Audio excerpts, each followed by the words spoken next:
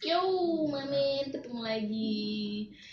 Kalau tadi kita udah ngebahas tentang kesulitannya, sekarang kita bahas mudahnya belajar bahasa Jerman sama bahasa Prancis. Nah, kalau gue dulu ya kali ya, Boleh. kalau gue, menurut gue nggak ada mudahnya. Nggak ada mudahnya.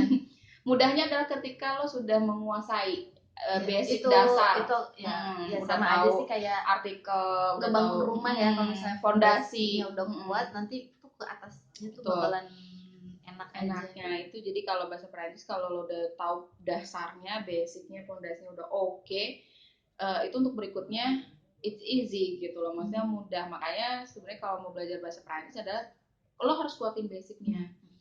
Paling enggak verbe ini loh, verbe inti itu kan ada sekitar Yang 15 biasa, ya, kayak are yang bahasa Inggris kan To I be. am, to be-nya gitu. Jadi itu benar-benar harus di eh, ini banget apa dihafalin banget. Nanti setelah berikutnya itu akan berkembang kok gitu, kosakatanya akan berkembang gitu kan, kemudian kemampuan kalian juga akan berkembang. Dan ya kalau udah tahu trik-triknya itu jadi mudah kayak gitu, jadi nggak sulit kayak gitu.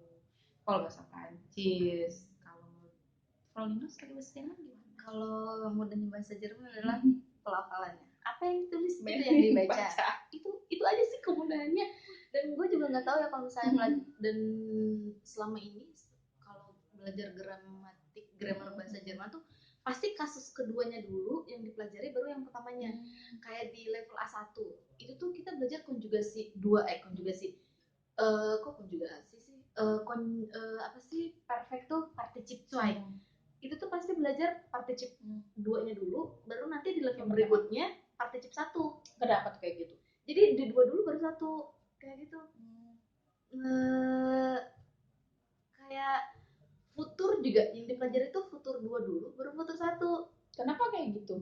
Nggak tahu, pokoknya tuh dua Lebih dulu. yang lebih mudah atau yang lebih susah? Kayaknya sih kayak gitu deh. Oke. Jadi dua dulu baru satu, dua dulu baru satu kayak gitu. Dan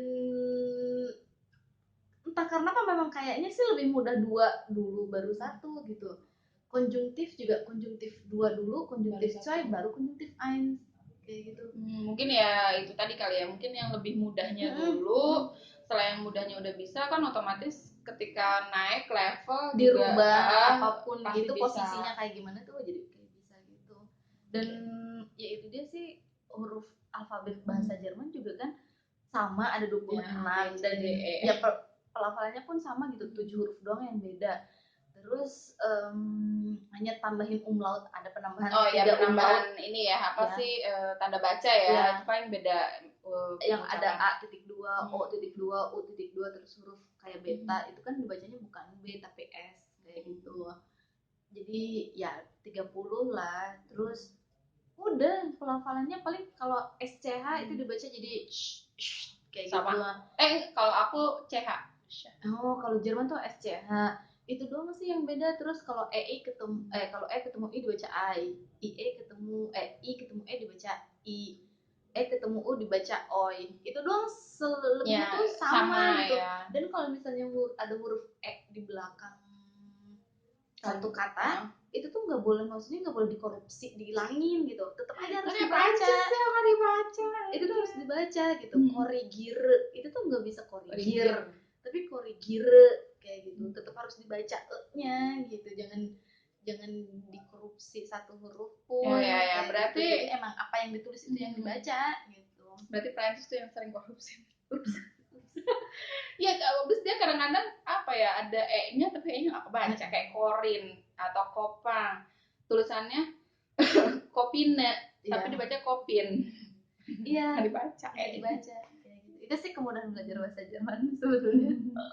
Jadi seperti itulah menurut pendapat kami ya. Itu sekali lagi, ini pendapat kami. Pendapat kalian terserah kalian.